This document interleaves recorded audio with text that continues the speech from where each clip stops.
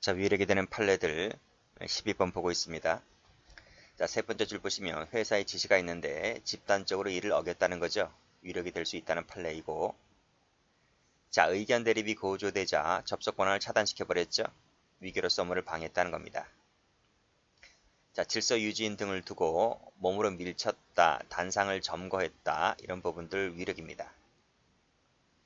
특별 교육을 실시하려 하는데 교육장 진입을 막아버리죠. 위력입니다. 자, 16번은 최신 판례네요. 여기 쭉 읽어보시고, 위 차량 앞을 막아서는 방법, 위 출입구 앞 도로 가운데에 앉아있는 방법, 그쵸? 자, 도로 가운데에 앉아있거나 선 채로 차량 출입을 가로막았다, 그쵸? 차량 출입, 자, 밑줄 쫙 끄시고, 차량 앞을 가로막는 거, 요거 업무방해죄, 위력에 따른 업무방해죄 될 수 있다는 판례입니다. 자, 17번은 그 전에 제가 앞 시간에서 필기해드린 그 판례입니다. 집단 파업 판례죠. 위원장의 직권중재 회부 결정에도 불구하고 업무를 거부했고 결국 철도 운행을 막아버렸죠. 막아버렸는데 막대한 손을 끼립니다. 그래서 위력에 따른 업무방해죄를 인정했다는 판례입니다. 자, 죄가 되지 않는 것 볼게요. 자, 1번, 2번은 봤습니다. 자, 3번 판례에서 74세 할아버지입니다. 파란색입니다. 위력은 아니겠죠? 두 명입니다. 두 명 갖고는 위력이 아니겠죠? 자, 여기서부터 여기까지가 이제 욕설의 내용인데, 너희들이 무엇인데 이를 방해하며 유인물을 압수하느냐, 당장 해임시키겠다고 한 욕설. 욕설은 위력이 아닙니다. 자, 이 판례 볼게요. 이 판례가 좀 어려운데 이 판례가 좀 출제가 잘 되고 어렵습니다. 체크 한번 해보죠. 자, 임대인으로부터 건물을 임차하여 학원을 운영하던 피고인이 건물을 인도한 후라 그랬습니다. 건물 인도 왜 했겠습니까? 계약기간 끝났으니까. 근데 이 학원을 운영하던 피고인, 즉 원장이 자신 명의로 된 학원 설립 등록을 말소하지 않아요. 그리고 휴원 신고를 연장합니다. 자, 이것이 업무방해죄. 누구에 대한 업무방해죄? 임차인, 새로운 임차인에 대한 업무방해죄가 될 수 있을까? 이 을이라고 하는 사람은 새로운 임차인입니다. 이 사람에 대한 업무방해죄가 될 수 있을까?의 문제입니다. 자, 이 사람에 대한 업무방해죄가 될 수 있냐의 문제를 따지기 전에 왜 이 피고인은 학원 설립 등록을 말소하지 않고 휴원 신고를 연장했을까요? 그 부분 한번 생각해 보세요. 왜 연장했을 것 같아요? 이 임대인 갑이 보증금을 돌려주지 않는 거야. 보증금을 돌려줘야지. 예를 들면 1억이라고 하는 보증금이 있다 칠게요. 그러면 1억이라는 보증금을 돌려줘야 될 거 아니야. 그래야 이 사람이 완전히 내가 지금 학원에 있는 집기들은 다 뺐어요. 다 뺐는데 지금 1억에 해당되는 보증금을 돌려받지 못했단 말이에요.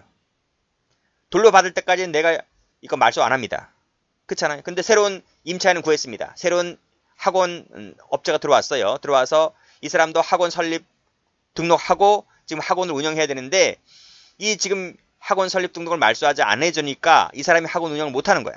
그럼 이것이 이 사람에 대한 새로운 임차인에 대한 위력에 따른 업무방해죄 될 수 있습니까? 없습니까? 여기서 판결 요지가 말하고 있는 것은 네 번째 줄. 인과관계가 있다고 보기는 어렵다. 왜 인과관계가 있다고 보기 어려울까요? 판례는 이렇게 보고 있습니다. 휴원 신고를 연장을 했잖아요. 지금 3개월 연장했다 볼게요. 3개월이 연장됐잖아요. 지금 3개월이 연장되고 연장이 끝나면 자동적으로 학원 설립 등록이 말소되는지 아닌지가 지금 결정되지 않았다는 거야. 즉 자동적으로 휴원 신고가 연장되었고 그 연장 기간이 끝나면 자동적으로 말소되면 그때 네가 하면 된다는 거지. 네가 등록하면 되는 것인데 단순히 학원 휴원 신고를 연장했다고 해서 네가 못한다라고 하는 것은 상당히 관계가 없다는 거예요. 끝나면 네가 빨리 이 사람이 하기 전에 네가 빨리 가서 하면 된다는 거지. 그래서 인과관계도 인정되기도 어렵고 두 번째는 왜 이 새로운 임차인의 의사를 제압 혼란케 할 정도의 위력은 아닐까? 이건 왜 위력이 아니다고 본 거예요? 그것은 뭐냐면 제가 뭐라고 했습니까? 이 전 학원 원장이 이 건물주로부터 보증금을 돌려받지 못했다고 했었잖아요. 그 보증금을 돌려받지 못해서 설립 등록을 말소하지 않은 것이 너한테 위력으로 다가옵니까? 이 전 원장이 지금 새로운 원장에게 뭐 애들 동원해서 막 해코지하고 그랬습니까? 학원 하지 못, 나 이 돈 보증금 돌려받지 못하면 너 여기서 한 발짝도 애들 강의 못한다? 애들과 깡패 동원해서 학원 운영 못하겠습니까? 그건 아니잖아요. 나는 너한테 감정 없어요. 너한테 감정 없고 나는 이 건물주로부터 1억만 돌려받으면 되는 거예요. 그럼 나 깨끗하게 지어줄게. 깨끗하게 내 철수해줄게. 라고 하는 부분이 너한테 위력이 됩니까?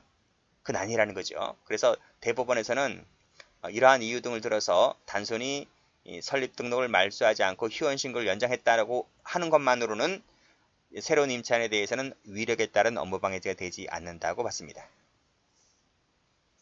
자, 이 부분은 공부를 좀 해둬야 됩니다. 휴원 신고 연장했다 색깔 칠할게요. 이 부분은 죄가 되지 않는다.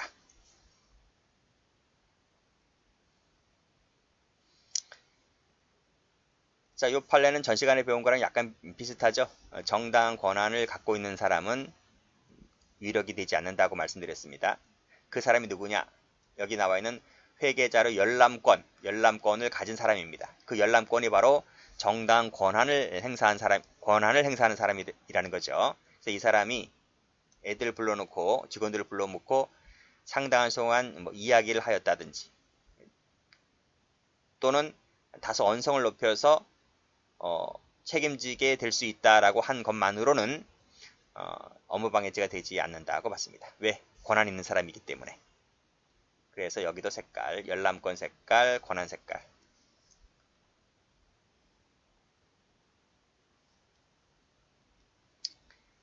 자, 업무 관련 규정을 지나치게 철저히 준수하는 부분, 그래서 안전운행을 투쟁을 전개하는 부분, 열차가 다소 지연됐다 하더라도 이게 뭐지? 준법투쟁이야. 준법투쟁. 이 준법투쟁이라고 하는 것도 법을 지킨다는 거잖아요. 법을 준수한다는 거잖아요. 근데 이 준법투쟁도 때로는 업무방해죄 될 수 있어요. 그치? 너무 지연돼도 안 돼. 적당히 지연돼야 되지 너무 지체가 되면 이 자체가 업무방해죄 될 수 있습니다. 근데 이것은 그 정도까지는 가지 않았다는 것 같아요. 그래서 죄가 되지 않는다고 봤습니다. 다소 지연되긴 했지만. 자, 이 부분도 좀 조심히 보셔야 돼요. 자, 고성능 앰프를 사용했다. 노동가요 등을 제창했다. 비난하는 함성을 질러댔다. 이거 죄가 될 수 있을 것 같지 않나요? 우리 앞에서 비슷한 거 배웠는데, 그쵸? 근데 요 사안은 약간 달랐어요. 요 사안은 자, 직원들의 일부가 옥상으로 또는 창문 쪽으로 가서 구경을 했다. 그래서 분위기가 약간 저하됐습니다. 일할 분위기 안 나는 거지. 응? 분위기가 약간 저하됐다는 부분으로는 위력으로 볼 수는 없다는 얘기죠. 자, 서울 쪽에 가면 큰 빌딩 많잖아요. 그렇죠? 여기서 1층입니다. 1층. 여기까지가 이제 1층이고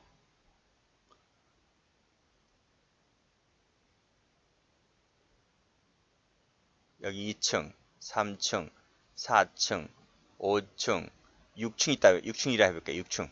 이제 6층 건물인데 이 6층 건물에 이 회사 직원들이 근무하는 근무 장소입니다. 여기가 근무지야, 근무지. 회사가 있습니다. 지금 노조원들이 어디서 노동을 입견 가르치고 있어요? 1층에서. 여기 1층에서. 1층에서 지금 여기서 A라는 사람들이 지금 앰프 틀어놓고 고성을 질러대고 있다. 고성 앰프 틀고 막 시위하고 있는 거야 여기서. 그러면 이 1층에서 또는 대로변에서 뭐는 주차장 쪽에서 이 소리 질러대고 하는 부분이 통행하는 사람들에게는 시끄럽게 들리겠지만 인근에서 장사하는 분들은 시끄럽게 들리겠지만 이 소리가 6층까지 올라가요? 올라가냐고. 아니면 더 높은 데 있다면 10몇 층, 20몇 층 있다면 이 소리가 올라가냐고요. 안 올라가요. 그러니까 이 사람들이 여기 있던 직원들이 옥상에 올라가요. 옥상에. 이 옥상에 올라가서 또는 창문에서 이렇게 내다보고 있단 말이에요. 그러니까 일할 맛은 안 나.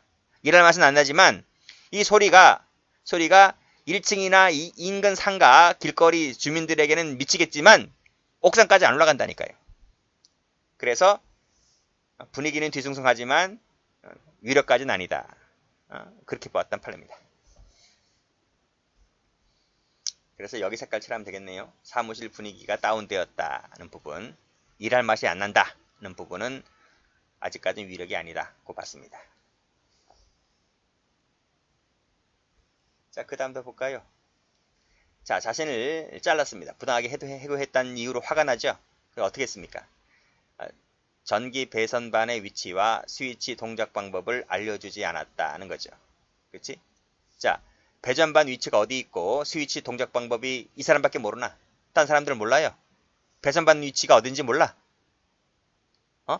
뭐 꼭꼭 숨겨놔야 돼 이런 거를? 그렇잖아요. 다른 직원이 알려주면 되는 거지. 즉 가프회사가 운영하는 사우나라 했네요. 사우나라 했네. 지금 사우나에 관리하던 관리소장 같은데 이분이 잘렸어요. 그러면 배전반이 어디 있고 이것을 이 사우나 주인이 몰라. 그렇잖아요. 그러니까 이 사람이 알려주지 않았다 해서 다른 사람이 알려주면 되고 뭐 옆에 있는 청소하는 아줌마가 알려주면 되는 것이니까 단순히 이런 방법을 알려주지 않았다는 말로는 위력으로는 볼 수가 없다. 이렇게 보았던 판례입니다. 색깔. 자, 이건 뭐예요? 최신 판례네? 2022년 9월 7일자 최신 판례입니다. 여기 또 고성 질러대네요. 고성 질러대죠.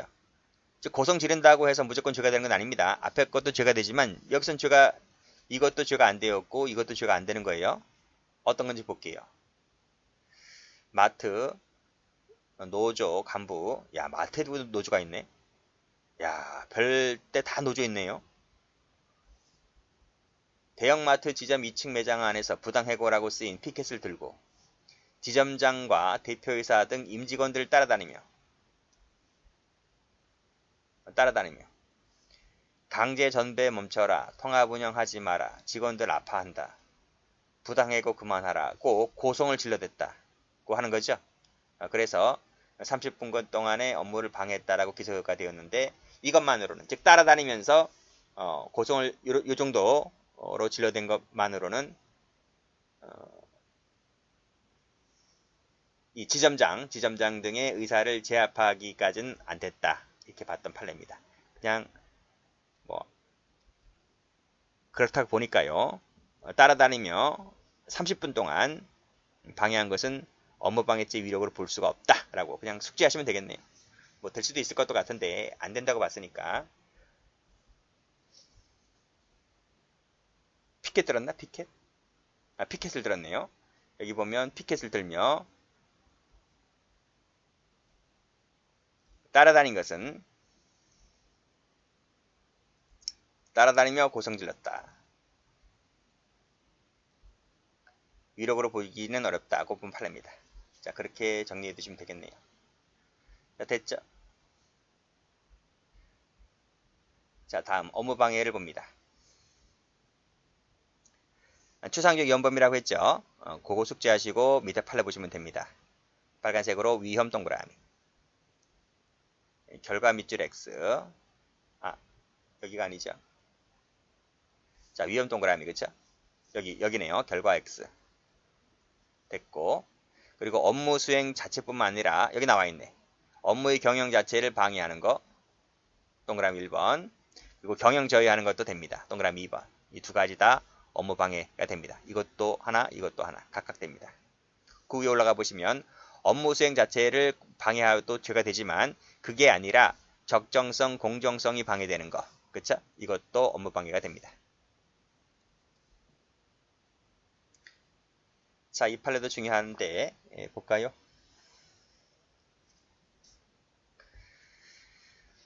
자, 객관적으로 당해 출제 교사가 출제할 것이라고 예측되는 문제를 선정했습니다.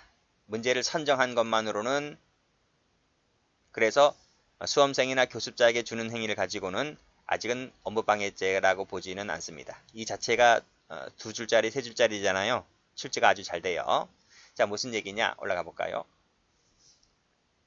A 고등학교 수학교사 갑은 이제 중간고사, 기말고사를 시험 문제를 내잖아요. 그러면 이제 선생님들이 그 학교 고등학교들마다 선생님들이 몇 분 계시니까, 그러니까 선생님들 수학 선생님들만 몇 분 되잖아요. 그러면 이제 파트를 정합니다. 누구 선생은 어느 파트에서 문제 내고, 누구 선생은 어느 파트에서 문제 내고, 이렇게 범위를 나누어 맡아 실시할 예정이던 중간고사 시험 문제 중에서 자신이 출제할 의도로 있던 문제 3-4개를 포함해서 다른 선생님이 출제할 것으로 예상되는 문제 등 일부는 손으로 복사하고 일부는 100개 써서 B학원 강사에게 넘깁니다. 그냥 넘기겠습니까? 돈 받고 넘기지. 한 문제당 얼마씩. 그러면 이 학원 강사는 왜 이 짓거리 할까? 소문나게 하려고. 소문나게 하려고. 그래서 이제 옆에 있는 학원에 있는 애들도 이쪽 학원으로 올 거 아니에요? 그치? 그게 실제로 있었잖아. 그 1타 강사, 수능 1타 강사 해가지고 국어 선생이 있었잖아. 그 사람 해가지고 나중에는 결국 뭡니까? 깜빵 갔잖아. 깜빵. 그치? 그 학원으로부터 이투스인가요? 메간가요? 거기 해고당하고 계약 끊어지고 또 뭐지? 손해배상 물어야 되고 깜빵 가고. 자, 수학 강사로 하여금 자신이 담임을 맡고 있던 위 학교 학생에게 교습하게 하였다. 이 교습하게 한 것이 이것이 학교 업무를 방해할 추상적 위험이 발생했다라고 볼 수 있습니까? 지금 학원 강사가 학생들에게 수강생들에게 문제를 가르쳐 주는 거잖아요. 이 문제 나올 거다. 이번에 중간고사, 기말고사에 나올 거야. 이거 열심히 공부해야 돼. 이렇게 교습한 것이 학교 업무를 방해할 추상적 위험이 발생했다라고 볼 수 있습니까? 있어요, 없어요? 볼 수가 없다는 거죠. 왜 그럴까요? 그럼 추상적 위험이라고 하는 건 도대체 뭘 말하는 거야? 자, 봐요. 자, 여기서 그 전 단계 생략합니다. 자, 강사가 학생들에게 문제를 가르칩니다. 교습을 하죠. 그러면 학생이 강사로부터 문제를 배웠잖아요. 그러면 시험 당일날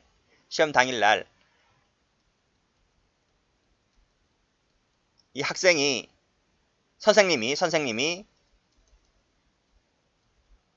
학생들에게 문제를 나누어 주잖아요. 배분한다. 분배하죠.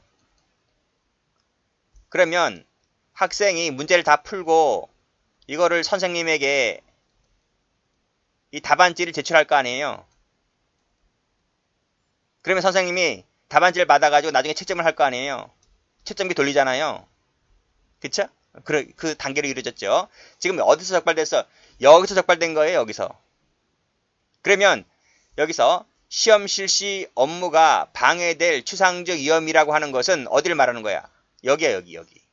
학생이 문제를 받아서 풀고 그 답안지를 제출했을 때 이때 학교 학사 행정 업무가 방해될 추상적 위험이 발생했다. 이런 말이죠. 그 전 단계에 해당되는 이것도 아니고 이것도 아니라는 거예요. 다시 보시면 자, 시험에 이건 나올 거야 라는 예측되는 시험 문제를 뽑았습니다. 이 선정 단계에서는 뭐다? 아직까지는 그 단계가 아닌 거야. 추상적 위험이 방해될 우려가 아니다. 또, 자, 그 문제를 선정해서 시험 실시자가 누군데? 이게 학생이잖아, 학생. 학생들에게 제출도 하기 전이라면, 그치? 제출도 하기 전이라면, 설령 그 문제가 유출됐었던 치더라도 그 준비 단계, 예비 단계. 또, 그와 같이 유출된 문제가 이 학생들에게 제출조차도 되지 아니하였다면 그러한 위험은 아직까지는 발생조차도 되지 않았다. 언제 발생된다? 학생이 문제를 풀고 답안지를 제출했을 때 그때를 말합니다. 자, 그런 내용 잘 받으시고 자, 여기 색깔 칠할게요. 여기 여기, 여기 이렇게 색깔 칠하시면 돼요. 여기까지 합니다.